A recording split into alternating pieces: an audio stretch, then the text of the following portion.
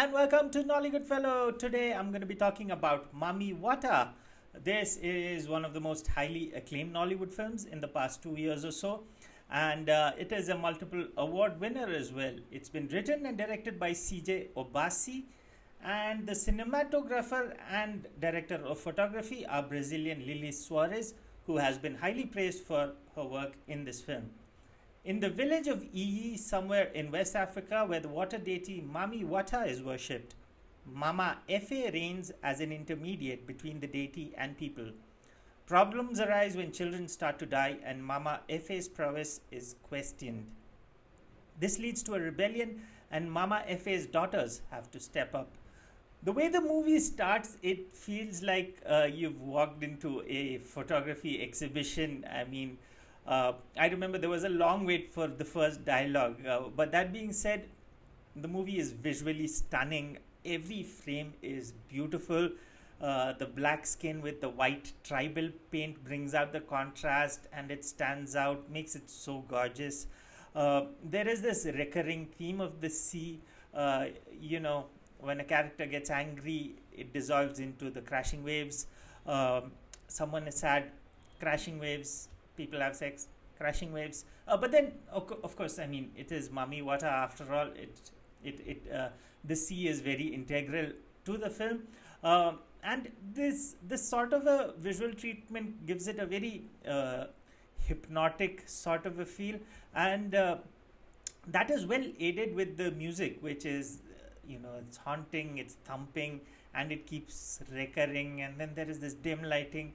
So all of this helps in creating a world of its own, and even in terms of the the preference of locations, the movie is limited to very few locations. There is the sea or the beach, and then there are the woods, and all the shots indoors are just indoors. They don't show us the buildings or anything from outside, and that sort of limiting of the locations helps in creating this world. And like I mentioned, it's really hypnotic to a point where it can even put you off to sleep.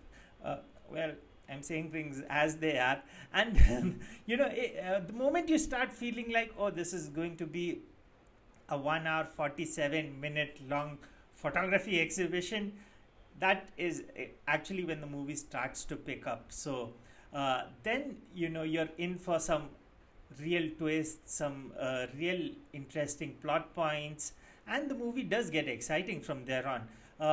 The all in all, the movie talks about very interesting clash of tradition and modernity, and there is rebellion. There is there's also mysticism and a good emphasis on the feminine power. So the script actually moves from the point of view of, or I can say the script is formed by the point of view of 4 or 5 main characters. There is Mama Efe, who is the Mami Wata intermediary, and she looks down upon the white man's approach to things, and she feels that white men only believe in what they see, and that there is a lot more to life and the world than what is evident. And there are her daughters, who are at that point of time, you can say, fence sitters. They're not sure on what to believe in. And then there are the rebels who want to overthrow Mama Efe and change things around. Now, moving on to the negatives of the film, the division of chapters over here was a bit weird. A chapter would come, Mama Efe don't tire, and then you'd see Mama Efe is tired, and then you have the next chapter. So that was a bit, that was breaking the flow of the film for me, and that was just an example I gave. There is no such chapter as that. Another thing, now this is something this is a problem I've had with Nigerian art house films, and that is that the Nigerian mannerisms and the art house execution don't really match, especially when there are long pauses in the dialogues, and the characters and the delivery is very understated. That brings a bit of a disconnect for me. And here all the more because it is in pidgin, and you don't just speak pidgin with your mouth, you have to enact. It just can't be like waiting de apun. I know Sabi. It doesn't work. You have to have like a waiting de apun. The wetting has to flow out of your body. That's how pidgin works. Well, that's my understanding of pidgin. Correct me if I'm wrong. Now, all I'm talking about is from on-screen representation that I've seen in movies, on YouTube and other mediums. So yeah, do let me know what your thoughts are on that. Let's move on to performances. Rita Edochie as Mama Efe has this presence of a woman who is reigning her village. She brings about that aura and of that power to reckon with. Uzoamaka Aniunoh as a daughter doubting her mother is very expressive.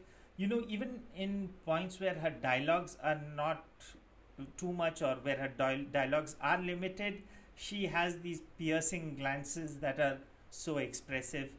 Evelyn Juhen, this actress from Ivory Coast had a lot of heavy lifting to do, because most dilemmas and conflicts of the film rest on this character's shoulders, and she carries it effortlessly while still looking pretty. Keleche Udegbe. Keleche is no stranger to negative characters, and the character's antics that he brings alive over here actually helps bring up the energy of the movie that until that point was a bit flat. Emeka Amakaze as Jasper has done a good job. He has a good screen presence, and his character has quite an interesting graph, and he does justice to the graph throughout. All in all, Mami Wata is very novel and different. It is gorgeous cinema. It is a celebration of tradition, the feminine, of mysticism, and all of that. But if you manage not to doze off, okay, that wasn't a nice thing to say, but I had to say it. That's it from me for this time. If you've seen the movie, do let me know your thoughts on it. Do like the video, do share, do subscribe. Till next time, bye.